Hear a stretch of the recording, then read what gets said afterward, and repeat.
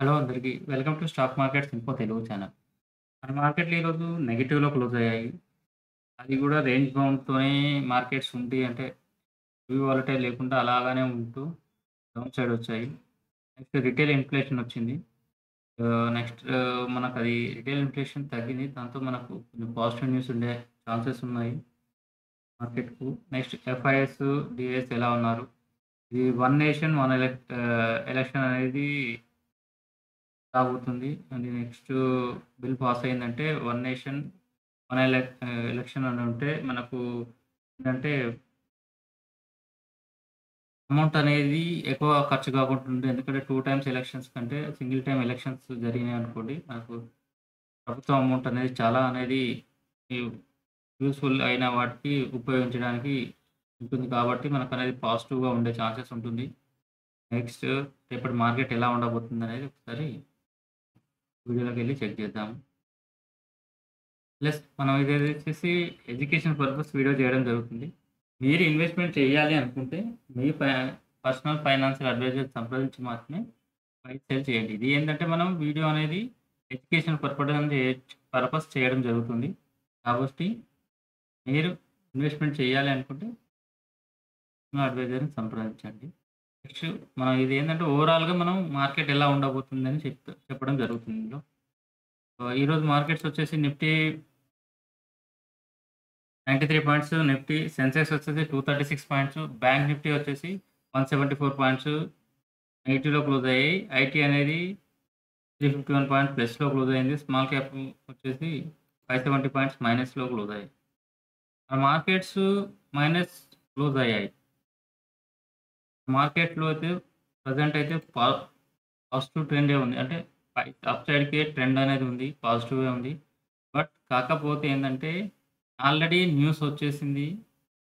దాంతో up side 28 24 800 దాకా ఎళ్లి మళ్ళీ ప్రాఫిట్ బుకింగ్ జరుగుతూ ఇండికేటర్ వచ్చింది. మనకొచ్చేసి మనం అనుకున్నట్టు సపోర్ట్ లెవెల్ వచ్చేసి 24,500 అనేది సపోర్ట్ లెవెల్ అనుకున్నాము. అదే సపోర్ట్ లెవెల్ ఉంటుంది. 24,500 బ్రేక్ అయితే కిందకి 24,300, 200 అనేది సపోర్ట్ లెవెలు. అప్ సైడ్ ఎత్తైతే 24,800 అనేది రెసిస్టెన్స్ ఉంటది. 24,800 పైన ఎళ్తేనే మనకు 25,000 ఇది ఎలా ఉంటదంటే మార్కెట్ వచ్చేసి మనకు ఇది యాక్చువల్‌గా నిఫ్టీ వచ్చేసి 90 పాయింట్స్ డౌన్ సైడ్ వచ్చిందంటే బ్యాంక్ నిఫ్టీ 200 పాయింట్స్ అబోవ్ ఉండాలి. బట్ ఏందంటే బ్యాంక్‌లకనేది పాజిటివ్ అనుకున్నాము.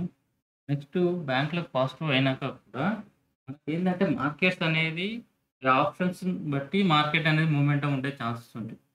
దగ్గర మనం ఎందుకంటే ఆప్షన్ చైన్‌లో చూపెట్టినప్పుడు మీకు సపోర్ట్, రెసిస్టెన్స్ ఎక్కడ ఉంటుంది. దాన్ని బట్టి మార్కెట్ అనేది మూవ్ చేయడం జరుగుతుంది. దాంతోని మన మార్కెట్‌లో హెవీ వెయిటేజ్ ఉన్న స్టాక్స్‌నొచ్చేసి డౌన్ సైడ్‌కు, అప్ సైడ్‌కు మూవ్‌మెంట్ చేయడం వల్ల మన మార్కెట్ అనేది ఇంపాక్ట్ అవ్వడం జరుగుతుంది. ఏది ఇండెక్స్ లెవెల్‌లో. కానీ ఇండివిడ్యువల్ స్టాక్స్ మాత్రం వాటి పెర్ఫార్మన్స్ అవి ఇండివిడ్యువల్‌గా చేస్తూనే ఉంటాయి. కాబట్టి మనకొచ్చేసి ఇప్పుడు నిఫ్టీ వచ్చేసి ఇండెక్స్ పరంగా చూసుకుంటే మనకు ఇండెక్స్ మైనస్ ఉన్నా కొన్ని స్టాక్స్ పాజిటివ్ ఉండే ఛాన్సెస్ ఉంటాయి. కాబట్టి ఏంటంటే మనం మంచి స్టాక్స్‌లను డౌన్ సైడ్‌లో వచ్చినప్పుడు పర్చేజ్ చేసి ఉంచుకుంటే అప్ సైడ్ వచ్చినప్పుడు పెరుగుతాయి ఆటోమేటిక్‌గా. నెక్స్ట్ ఇదొచ్చేసి మనకు అదే 24,500 తర్వాత 24,300, 200 అనేది సపోర్ట్ లెవెల్ డౌన్ సైడ్‌లో అయితే. అప్ సైడ్ వచ్చేసి 24,800 తర్వాత 25,000 అనేది అప్ సైడ్ అనేది రెసిస్టెన్స్‌గా ఉంటుంది. ఇది నిఫ్టీకొచ్చేసి. బ్యాంక్ నిఫ్టీకొచ్చేసి 53,200 170 పాయింట్స్ మైనస్‌లో క్లోజ్ అయింది. 53,000, 52,200 సపోర్ట్ లెవెల్. అప్ సైడ్ వచ్చేసి 53,500 రెసిస్టెన్స్, 53,500 తర్వాత 53,800, 54,000 అనేది అప్ సైడ్. నాకేందంటే 53,000 కింద మళ్ళీ ఎళ్తే 52,800 అనేది మళ్ళీ డౌన్ సైడ్ సపోర్ట్ ఉంటుంది. మనం ఒకసారి ఈ ఆప్షన్ చైన్‌లోకెళ్ళి ఒకసారి చెక్ చేద్దాం.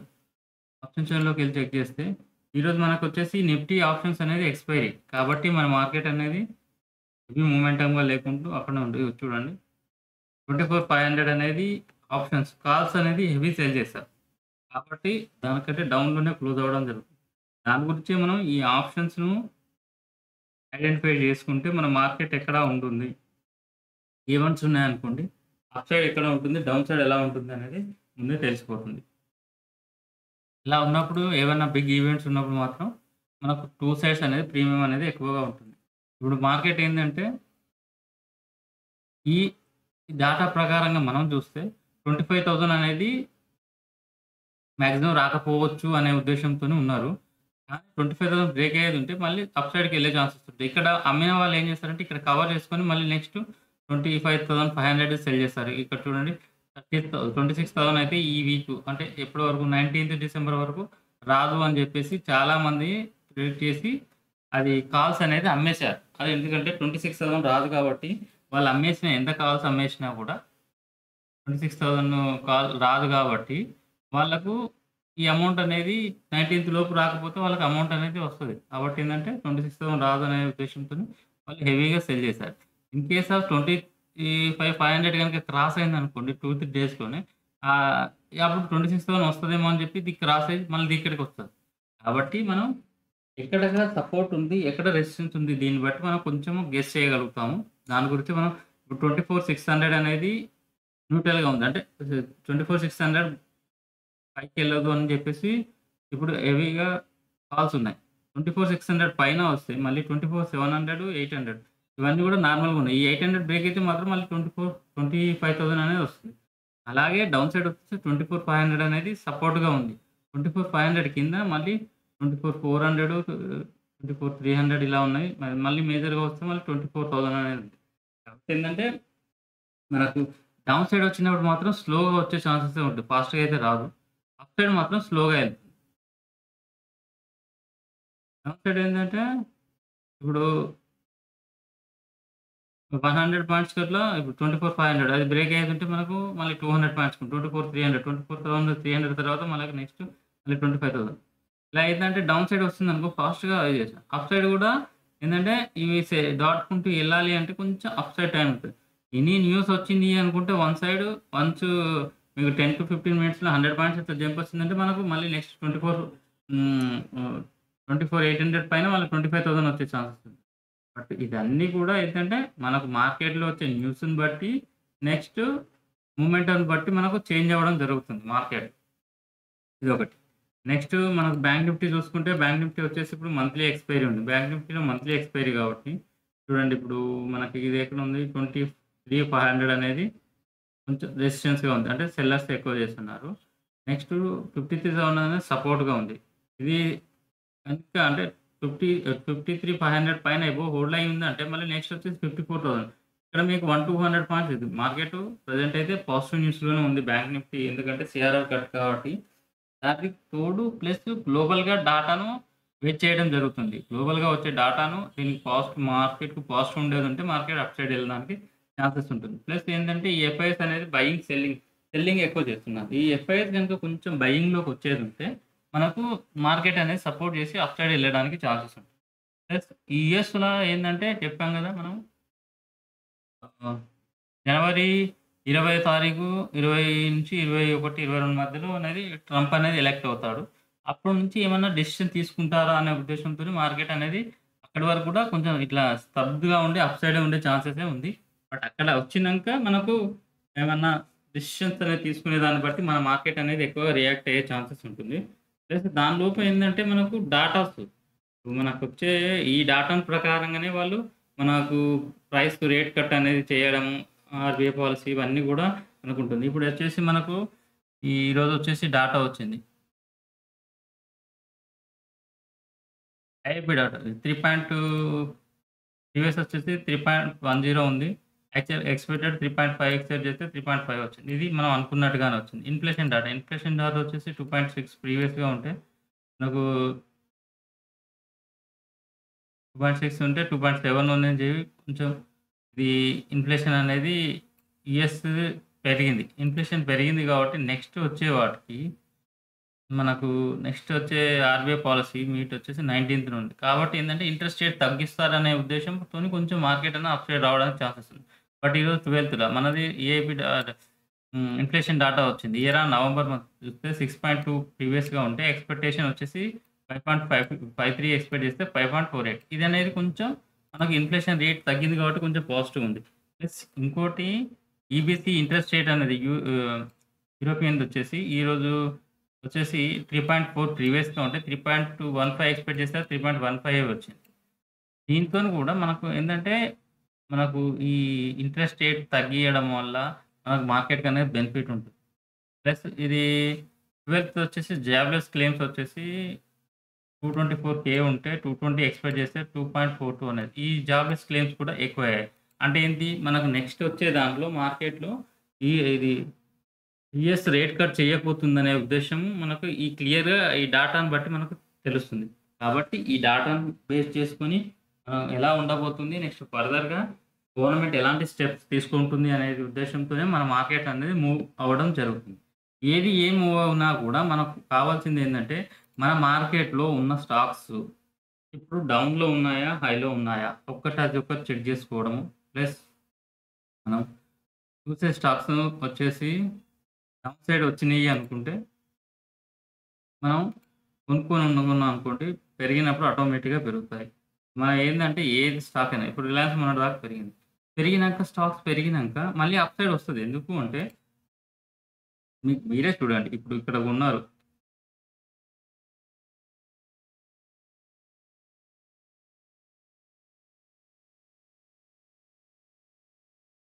మనం ఒక స్టాక్స్‌ని ఇక్కడ కొన్నాము అంటే,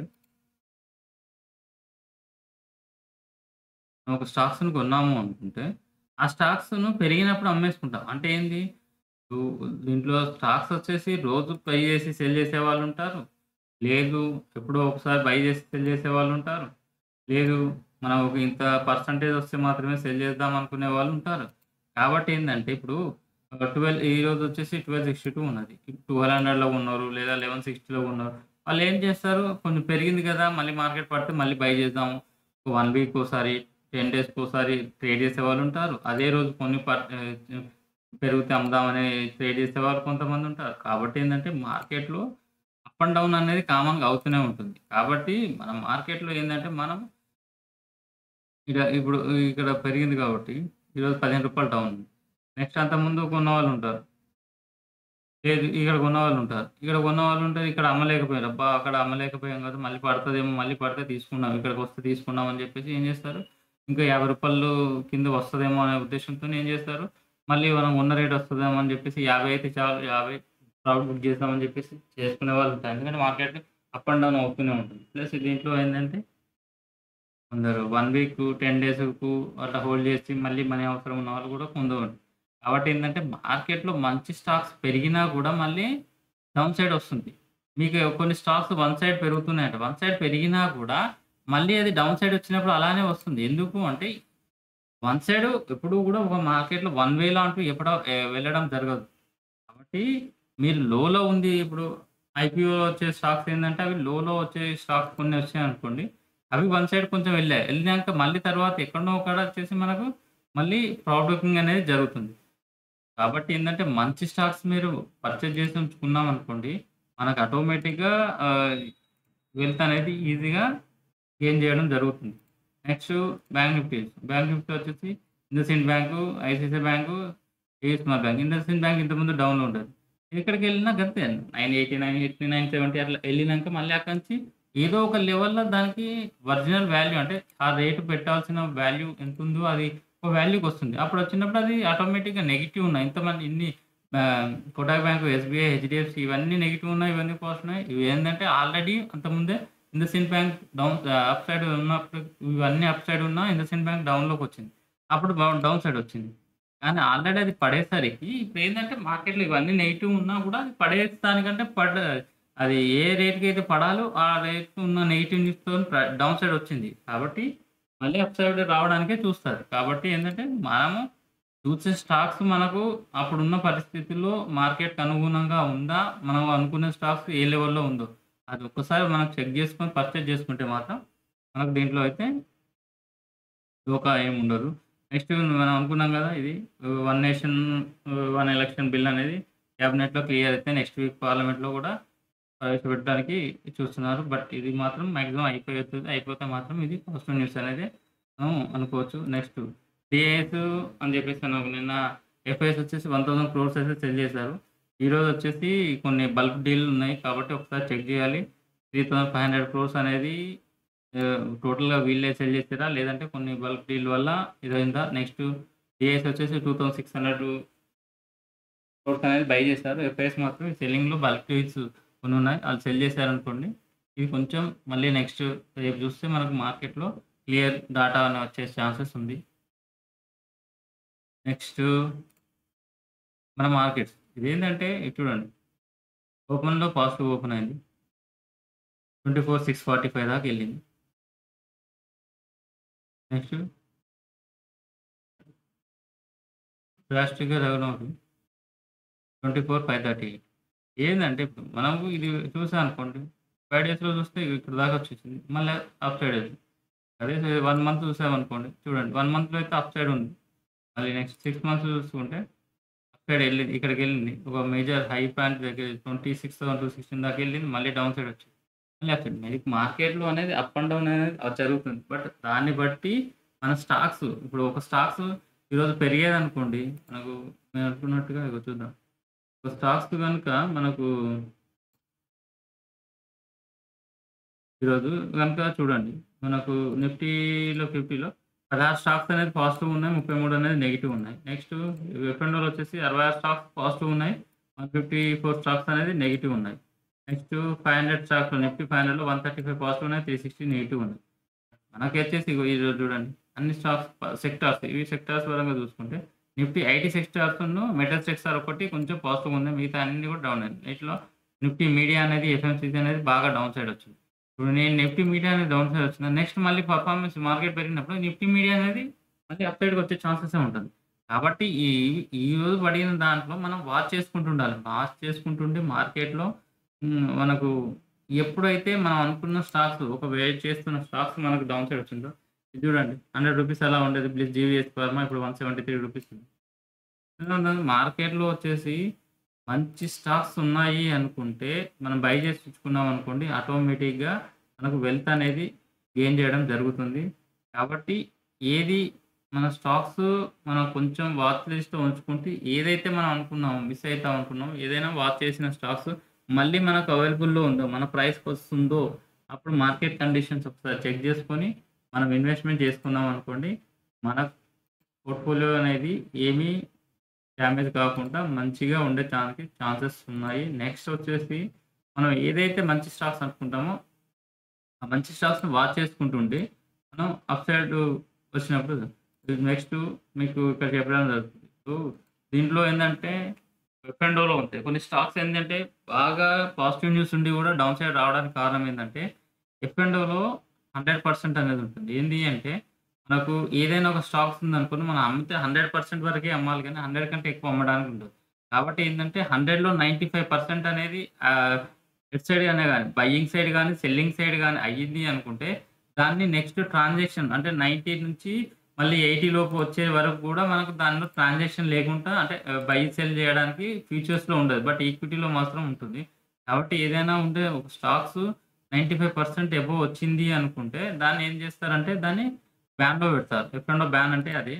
మనకు అది ఏందంటే మీకు డౌన్ సైడ్ గాని, అప్ సైడ్ గాని దాంట్లో న్యూస్ ఉంది అనుకుంటే దాన్ని ఫ్యూచర్‌లో గాని దాన్ని ఈ అది ట్రేడ్ అవ్వకుండా చూస్తారు. అందులో భాగంగానే మీకు మంచి స్టాక్స్ న్యూస్ ఉన్నా గూడా అందరూ వన్ సైడ్ బైలో ఉన్నా గూడా నెక్స్ట్ అమ్మేవాళ్ళు ఉండరు. కాబట్టి ఏందంటే దాంట్లో అంతా పాజిటివ్ న్యూస్ ఉన్నప్పటికి కూడా అమ్మేవాళ్ళు లేనప్పుడు ఏమైతదంటే దాన్ని డౌన్ చేయడం జరుగుతుంది. ఎందుకంటే అందరు పాజిటివ్ ఉన్నప్పుడు ఏందంటే దాంట్లో ఆల్రెడీ బయింగ్ జరిగి ఉంటుంది కాబట్టి లోయర్ లెవెల్‌లో ఉన్నవాళ్ళు ఏందంటే బయర్స్ చాలా ఉన్నారు కాబట్టి బల్క్‌లో అమ్మేవాళ్ళు మనకు బయర్స్ ఎక్కువున్నప్పుడు మాత్రమే సెల్ చేయడానికి వస్తారు కాబట్టి మనకు అప్పుడు మార్కెట్‌లో స్టాక్స్ అనేది డౌన్ చేయడం జరుగుతుంది. అంటే డౌన్ సైడ్ రావడం జరుగుతుంది. అలాంటి టైంలో అప్పుడు ప్రెజెంట్ అంటే టెంపరరీగా డౌన్ సైడ్ వచ్చాడు. కానీ అలాంటి స్టాక్‌లో మంచి డౌన్ సైడ్ ఎక్కడో ఒక ఫాల్ దగ్గర ఆగుతుంది. అలాంటి టైంలో మనం పర్చేజ్ చేసి ఉంచుకున్నాం అనుకోండి. మనకు అప్ సైడ్ మార్కెట్ వచ్చినప్పుడు స్టాక్ మంచిది అయినప్పుడు ఆటోమేటిక్‌గా మనకు గెయిన్స్ అనేది రావడం జరుగుతుంది. కాబట్టి ఏందంటే మనకు ఈ ఎఫ్ఐఎస్ బయింగ్‌లోకి వచ్చేదానికంటే ముందే మనమే బై చేసుకొని మంచి స్టాక్స్ ఉన్నామనుకోండి. ఆటోమేటిక్‌గా వాళ్ళు బయింగ్ చేసుకున్నప్పుడు మనకు ఆటోమేటిక్‌గా మనకు గెయిన్స్ అనేది రావడం జరుగుతుంది. నెక్స్ట్ ఇది ఆయిల్ గురించొచ్చేసి అంటే యూఎస్ ఆహ్, రష్యాకు ఆయిలు న్యూస్ జరుగుతుంది. దాంతోని ఏందంటే వీళ్ళకు రిలయన్స్‌కు తక్కువ రేట్‌తోని మనకు ఒప్పందం జేసుకోవాలని న్యూస్ సోషల్ మీడియాలో రన్ అవుతుంది. దాంతో మనకేమన్నా రిలయన్స్‌కి ఏమైనా పాజిటివ్ ప్లస్ మనం ఎక్కువగా కన్జ్యూమ్ చేస్తాం కాబట్టి ఆయిల్, క్రూడ్ ఆయిల్ అనేది మనకు తక్కువ రేట్‌కొచ్చిందనుకోండి, మన గవర్నమెంట్‌కు, మన ఎకానమీకి బెనిఫిట్ ఉంటుంది కాబట్టి మనకు పాజిటివ్‌గా ఉండే ఛాన్సెస్ ఉంటుంది. ఇది ఏదైనా గానీ ఇంకా ఇప్పటివరకైతే డిక్లేర్ అయితే కాలేదు. ఏదైనా గూడా ట్రంప్ ఎలక్ట్ అయ్యేటప్పుడు అంటే జనవరి 2022 అలా ఎలక్ట్ అయినప్పుడు మనం తీసుకునే నిర్ణయాలను బట్టి మన మార్కెట్ అనేది అప్ అండ్ డౌన్ జరగడం జరుగుతుంది. కాబట్టి ఏందంటే మనం మంచి స్టాక్స్ ఏవైతే మంచి స్టాక్స్ మనం వెయిట్ చేసి తక్కువ తక్కువ పీఈలో ఉంటూ ఎక్కువ ఎర్నింగ్స్ జరుగుతూ నెక్స్ట్ సేల్స్ గ్రోత్ ఉండి మంచి సేల్స్ ఉన్న స్టాక్స్ మాత్రం మనం పర్చేజ్ చేసి ఉంచుకున్నాం అనుకోండి, మనకు ఈజీగా మనకు గెయిన్ అవ్వడం జరుగుతుంది. కాబట్టి మనం వెయిట్ చేయడం ఏంది అంటే, మన స్టాక్స్ మన లెవెల్‌లో వస్తున్నాయా లేదా ఒకసారి చెక్ చేసుకొని బై చేసుకుంటే సరిపోతుంది. Okay. Thank you friend. Please like and share, subscribe. Thank you once again. జై హింద్.